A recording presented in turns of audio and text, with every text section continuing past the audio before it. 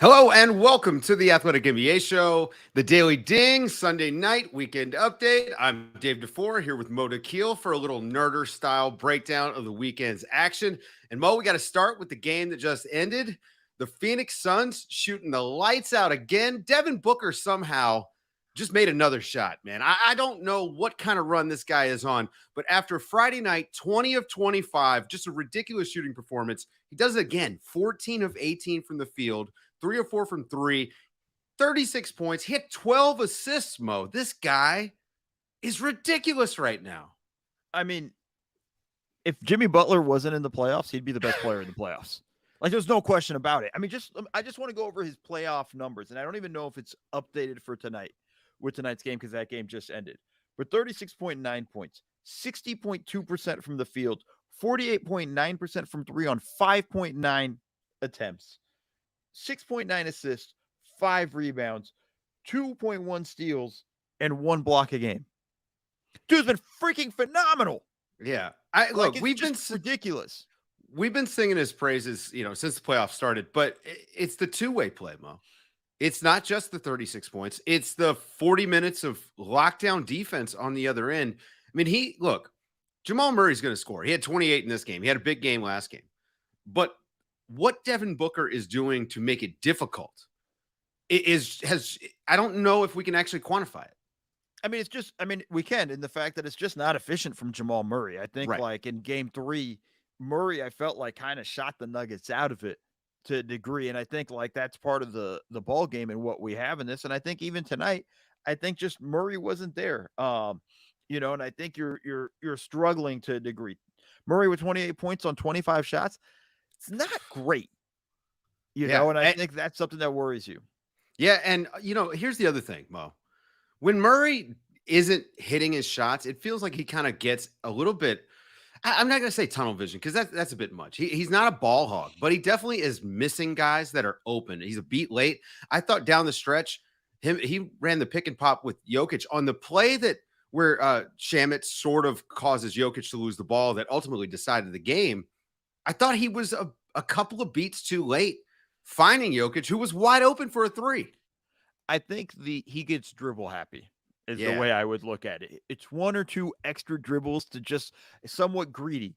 Can I get let me one more dribble? Let me see if I can get wait, just one more. Oh, okay, no, now I got to give it up. And I think that's kind of what happens, and it throws their beat off. And I feel like sometimes they're running their offense too much through him and not enough through Jokic. And I think that's the stuff that would kind of concern me with that. But Dave, you mentioned the magic name. We have to mention it. We have to start talking about him right now. Landry Shamet was phenomenal. Landry Shamet. Okay, I was like, which one?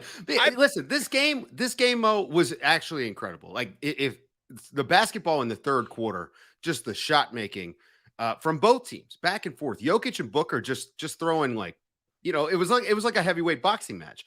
They were returning fire back and forth. And you mentioned they need to run the offense more through Jokic. He had 30 shots in this game, 53 points and 11 assists, Mo. Like, he did everything he could, +2 in his 39 minutes.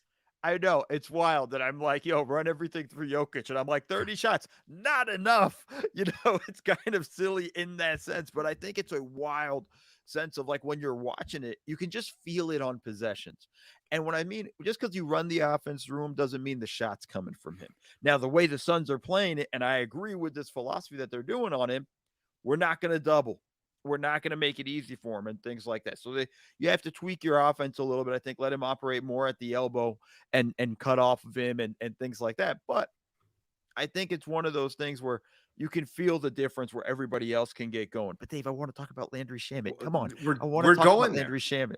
We're going there. Kevin Durant, 36 points, 12 of 13 from the line, 11 rebounds. Another tough game from the turnover perspective for Kevin Durant. Had 5 turnovers in this game. He's trying to do a little bit more playmaking out there. But the main beneficiary in this game was Landry Shamet, who essentially just went unguarded by the Nuggets and shot like it. 6 of 9 from the field, 5 of 8 from 3, 19 points. Do we owe Landry Shamet a huge apology or what? No, he's got to do it again. But I will give him this because I need this is what he does, right? Landry Shamet can hit shots, But what I want to talk about with Shamit, and I'll apologize to him if he does this again in game 2, he did a great job defensively. He battled and competed. Yeah, he gave up buckets from time to time. He got scored on a couple of times. Jamal Murray posted him up a few times. I thought those were tough buckets from Murray in that position from Shamit. He was fighting. And if that's what you're going to get from Landon Shamit, you got to be super excited in terms of for the Suns, because this can be you need that shooting. You need that guy to make the Suns hesitate in terms of their rotations, the Nuggets hesitate in terms of their defensive rotations. But I do need to hit the Nuggets here for a second on the negative side of it. I don't understand doubling one pass away. They gave up too many times shots to KD wide open by doubling, and then basically one pass away. Don't double off of Kevin Durant. Not when Josh Okogie's on the floor. What are you doing? Or Landry Shamit. Help off Landry. Who cares? He's still on fire. Don't double off. He can't go in his car right now. He's going to blow the damn thing up. He's so hot. Got a funny note that I just noticed. I was looking at the box score. 129-124 is the final score. Neither team attempted 33s in this game. It was 29-22 in threes, which in and of itself is a problem for the Nuggets, but pretty amazing the scoring and shooting in this game. I mean, this has just been absolutely electric basketball. Good question from Mac for a better tomorrow. Was Jokic conditioning why he had back-to-back bad plays to cost him the game? Look, guys playing 40 minutes a night, took 30 shots. I mean, I just think he's a human being, and they tend to fatigue after a huge amount of workload. I mean, this guy is a highly conditioned athlete. Like, he's in pretty good shape. Yeah, I don't think it was conditioning. I think some of it you touched upon the Murray was too slow to get him the ball, and the other one, he just missed a layup. I think, it was a good contest from TJ Warren. I thought he came over the top, didn't hit him, came over late and whatnot. Now I have questions of why you're going for a 2 in that situation. And shout out our colleague Seth Partnow. Everybody text Seth Partnow right now. Quack 2. He loves. To do that. I will defend Jokic there. I think he wanted the 3 when the defense came out. He just tried to get the quick basket. So I think the play was designed to go for 3. Now there was a controversial moment in this game, and I think we need to talk about it. Late in the second quarter, the ball goes in the stands, and Jokic goes over and tries to retrieve the ball so that he can get the ball and start the play. Josh Okogie's laying down. He's tangled up with the cameraman, tangled up with fans. And Jokic, he wants to get the ball and get it moving. Suns' new team governor, Matt Ishbia, has the ball in his hands. And for some reason, Mo, he's cradling this thing and will not let Jokic have it. A scuffle ensues. Ishbia catches a very small nudging elbow from Jokic, flops hilariously.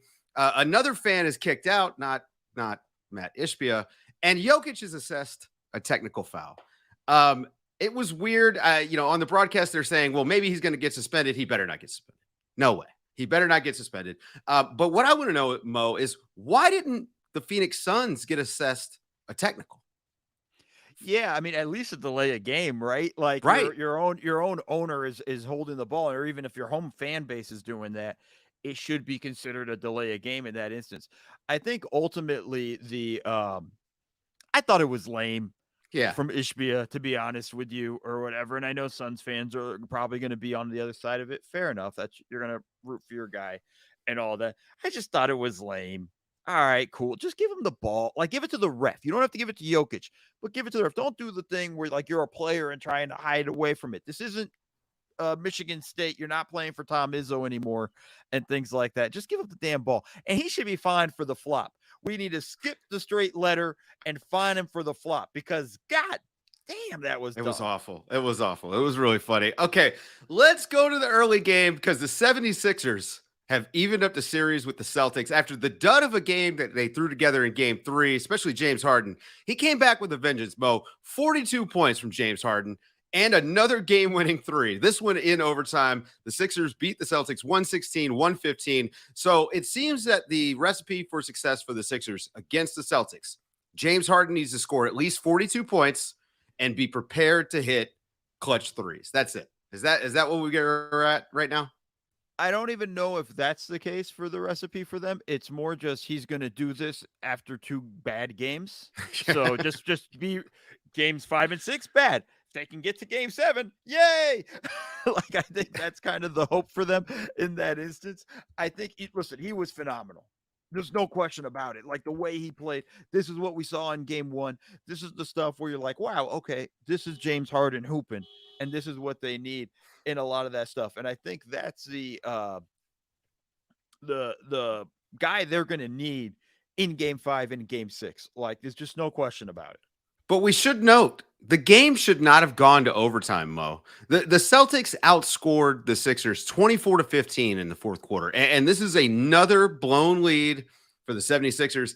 And this is sort of the Doc Rivers coaching thing, right? Like, they just tend to blow leads late. And I thought down the stretch in this one, all of their good stuff came from James Harden having the ball in his hands. He just was outplaying every single other player on the court, even Joel Embiid, who himself, if you look at the box score, you see, he put up his numbers, 34 points, 13 rebounds, 12 of 15 from the line. It was a solid game from him on the offensive end. But I thought on the defensive end, he looked a little bit slow. Meanwhile, Harden, 4 steals in this game, big one down the stretch and in overtime, makes big plays the whole night. And I wonder, Mo, if this isn't a scenario where they need to go more to Harden rather than trying to play inside out with Embiid. I mean, the Embiid Harden pick and roll, we've long thought that was like their superpower. Saw a little bit more of that in this game. Yeah, I think the I think that's a game to game decision. If Embiid's rolling well in the paint and post ups and things like that, or on the isolations at the free throw line, you go with that. They have that luxury. They can go play that way or go with the pick and roll and whatnot and kind of feel these things out. Because, listen, James hasn't been consistent. Like, you can't bank on this. We saw what he looked like in game 3 at home. It was terrible. It was another one of those games where you're like, oh man, James Harden disappears again. What are we going to do? You can't bank on him in that way. So I'll be fascinated with that stuff. Embiid struggling, I think, just with the injury and fatigue and whatnot. It's the same old for him in the playoffs. I'm not surprised with that. It puts up big numbers, but on defense, it's hard, man. And it's hard when you're carrying that offensive weight to then have to be the anchor defensively. And I think that's the challenge for him. Yeah, for the Celtics, it was a matter of getting a slow start from the jump. They're down 8 after the first quarter, and then they get going late, but it's just too late. And we talk about how slow they are sometimes to get into their offense. It really feels like the third quarter goes slow for them, and they actually had a decent scoring third quarter. But they don't turn on the Jets until about 6 minutes to go. And even then, it feels like sometimes they just hesitate to get into their stuff. You go into overtime, they're not really running plays. It's a lot of isolation. It's, Jason Tatum, who got away with a hell of an offensive foul late in the fourth quarter to, help get them into overtime. It's frustrating to watch sometimes, Mo, but when Malcolm Brogdon's out there, when Derek White's out there, usually they have better stuff happening with their offense. Yeah, I think it's just more importantly, what is their offense? I mean, no, honestly, like, what is it? I look at the Warriors, I know what their offense is. A lot of motion stuff, a lot of let's find opportunities for guys.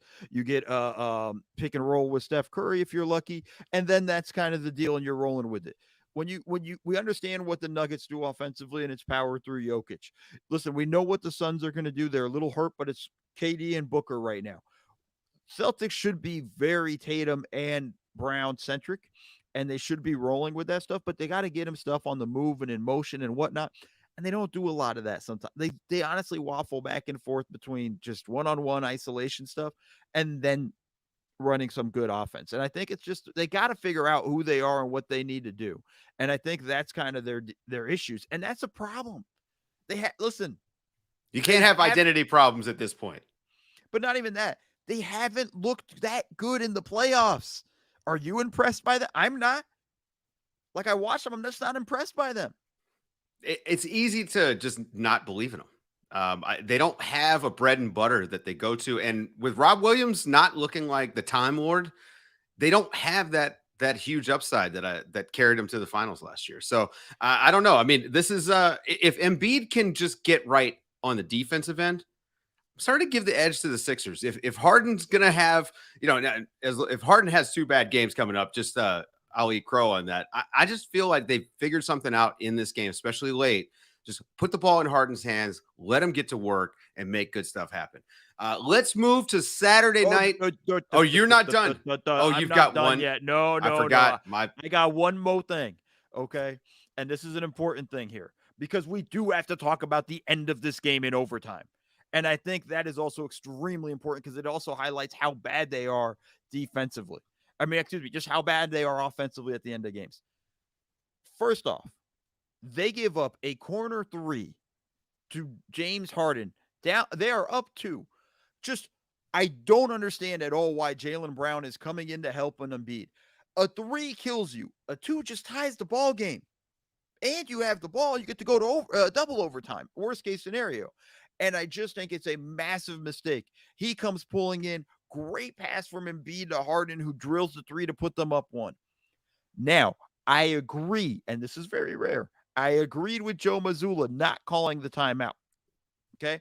Brings the ball up the court. But I hate the pace in which the Celtics brought the ball up the court. They brought it up slowly. They walked around with no urgency whatsoever. With like 18 seconds on the clock, they were playing for it as if they were tied or up one. They needed to play with this because at the worst case scenario, if you get a miss, you have your timeouts. You can extend the game here. You needed to play with urgency here. And this was the more shocking thing, Dave. They get a made three. Yeah. Jason Tatum drives down the lane. I thought he might have had a chance at a layup. Kicks it out to Marcus Smart. He drills a three. Unfortunately, because they were slow as hell with everything that they did, it was a 10th of a second late. Time expired. You can't have that. And it's poor end of game management. And people want to say to me that's not on Joe Mazzulla. I wouldn't have called the timeout. I think it would have let the Sixers put better defenders on the floor. But the problems that they've had all year in crunch time, that's on Mazzulla, and it showed right there in this instance in that play. And that's a massive mistake from this team. Yeah, and that's another difference, by the way. When Philly is rolling, they're crossing the half court line at 20 seconds left on the shot clock, and Boston consistently is walking it up 16, 17 seconds crossing.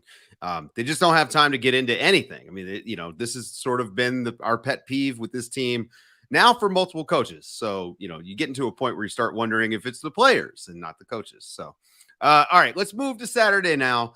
And the Battle of California, the Los Angeles Lakers just smoked the Warriors 127-97. And Mo, it's safe to say through 3 games in this series, Anthony Davis has been by far the best player. No. He wasn't good in game 2, Dave. If you're going to say he's by far the best player, you got to be good in all 3 games. He was not good in game 2. And if history has shown throughout these entire he's going to be bad in game 4. He's going to be bad in game 4. So you got to just kind of deal with that. I think that's the situation. And I think that's so you can't say he's been the best player. You're right. But when he is right, and when they're trying to find offense for him on the move, he is the best player on the court. And I think that's been the difference in games 1 and 3. He was getting opportunities on the move, and they were finding him with stuff. And there were plays where like LeBron hits him with a back cut in the corner, with him in the corner, but it's him finding stuff coming off down screens and playing around and getting stuff off the moves. When it's stationary, it's a problem. It plays into the hand of the Warriors defensively, and I think that works in their favor. And I think that's what we need to see in game 4. Yeah, 25 points, 13 rebounds, 3 steals, 4 blocks. The defensive end for Anthony Davis, I mean, he's just been incredible the entire playoffs. I mean, you say he had a bad game in game 2. I don't think on the defensive end he had a bad game. The guy has just been incredibly impactful and has owned the paint against the Warriors, who, it's crushing their offense, not being able to score inside, not getting those back cuts. A little bit better as far as the points in the paint in this game. That they only got outscored by 2 in this game. So maybe they're figuring something out. This is a game that I think historically, game 3 going back to LA, I mean, that's a tough game for the Warriors to win anyway. Is that all this was? I mean, listen, it's the Warriors, dude. Like, how worried are they're awful on the road. We freaked out when they went down 0-2 against Sacramento. It's over. It's over. The sky is falling. All of that stuff. And then we've just kind of said, okay, they win it in game 7 on the road, win game 5 on the road, win game 7 on the road. This is a team you can't count out. I honestly just think all right, it was a bad game for them. I think offensively, They went away again from what works best for them. Make the Lakers have to defend you in the pick and roll, and they blew it. LeBron James didn't take a shot in the first quarter of this game, Mo. I mean, a lot has been made about him sort of taking a reduced role in the offense. He's been hanging out in the corner a lot. Late game initiation is sometimes Austin Reeves. And, D'Angelo Russell had a huge game, 21 points, 5 threes in this game. Is he just biding his time, you think? Like when they're rolling, he's just, okay, I'm just going to take a back seat, picking his spots. Are we watching him is he playing 5-dimensional chess on us? No, we're giving him too much credit. I think what's really happening is we're seeing the torch actually being handed to Anthony Davis. And I mean it in the sense of like, hey, man, LeBron knows he can't take over an entire game. There's going to be times where LeBron's going to show up and take over a segment of a game, maybe even a full quarter. But I think he understands that. And I think we're more likely seeing the handing off of, all right, man, in the words of Sean Connery from that terrible movie Finding Forrester, you the man now, dog. Like this is I hope he hasn't been canceled or anything like that. But yeah. It's like kind of that stuff where he's handing it off to him, and I think that's more what we're seeing in that sense. And yeah, LeBron's resting, and when the time's right, LeBron's going to go off, but he can only do it because AD has to be great. I also thought I think that some of this is he is applying a lot of his effort on rim protection for them. I mean, him and Anthony Davis owning the paint, like that's a real thing. I mean, AD has been incredible, but LeBron's rim protection has also been great, especially in this series. When he chooses to. There are definitely times in game 2 where he didn't rotate. But I also want to say this because Kerr got a lot of love for the JaMychal Green move in game 2, and he stuck with it in game 3. And this is just the thing about role players across the board in every playoff series. That's why I'm not going to give Landry Shamet too much love. You got to repeat the performance. And JaMychal Green just simply did not. And I think that's the important thing that mattered in that sense that they couldn't space the floor out with that stuff. Yep. All right. We had another game on Saturday. The Miami Heat, they torched the Knicks 105-86. The Knicks offense was just bad. Jimmy Butler, though, pretty damn good. This guy comes back from a high ankle sprain. He misses game 2, and he puts up 28 points. I think we've kind of run out of good stuff to say about Jimmy Butler. Yeah, no, he's just a pure psychopath. The ankle looked fine. Then he dinged it again a little bit in this game, so it was a little bit worrying some. But let's just start with the Knicks. What are you doing on offense? I've killed the Celtics. What the hell are you guys doing on offense? Like this is it's all isolation heavy, no movement. Everything's just super tough and stagnant in everything that they do. I'm yelling at them, just cut. For the love of God, somebody move. And they don't. And it just becomes so easy for the Heat to actually defend that I'm not surprised it turned out the way that game turned out. Okay, but Mo, this is how they got here. They've been an ISO heavy team. We've talked about it quite a bit. This offense that they had, I mean, it was really predicated on just ridiculous shot making by Julius Randle and Jalen Brunson. And we know that in the playoffs, sometimes, the faucet gets turned off. And they are dealing with some injuries there. Like Julius Randle's hurt. Jalen Brunson has that ankle issue and quickly actually got hurt in this game. I don't know. Like, I don't know why anyone really expected this to translate come playoff time, especially against a team like Miami. Like, isolation basketball is just not going to work, especially Mo. They're going at Jimmy Butler and Bam Adebayo. They're putting them in. They're not attacking weaknesses. They're going at the best defenders for the Miami Heat. It doesn't really make any sense. Unless Jimmy Butler has a sprained ankle, then they're not going at him. But Right. I think it goes back to this, and this is the more important thing. We love offensive rating. Oh, God, top 5 offensive rating. It's amazing. But we never sometimes look at the actual offense. And that's a very difficult offense to translate to in the playoffs because it's so heavy and specific. So now you're just dependent on these isolation plays, and it's extremely hard. If a guy's not going right, Randall missing games, his ankle's banged up, he's a little hurt and whatnot. If you're not rolling right, you're put yourself in a difficult situation, and now you're trying to figure out how to win without your main offense working. I think that's the biggest thing with all the stuff that we have going on in this series right now. And I mean, hell, man, the Knicks are going to have to figure out what they're going to do offensively and have some sort of just movement, just one cut behind it and I think everything opens up. Yeah, I mean, run any play. Julius Randle in this game was 4 of 15, 10 points, 14 rebounds, just ineffective. Dribble. I mean, we know he dribbles too much. But I feel like you want to talk about a guy that gets dribble happy. Julius Randle will dribble for 14 seconds in a possession and then basically throw someone a ticking time bomb at the end of the shot clock. So That's the Knicks I'm just, offense. that's it. Just describe the Knicks offense.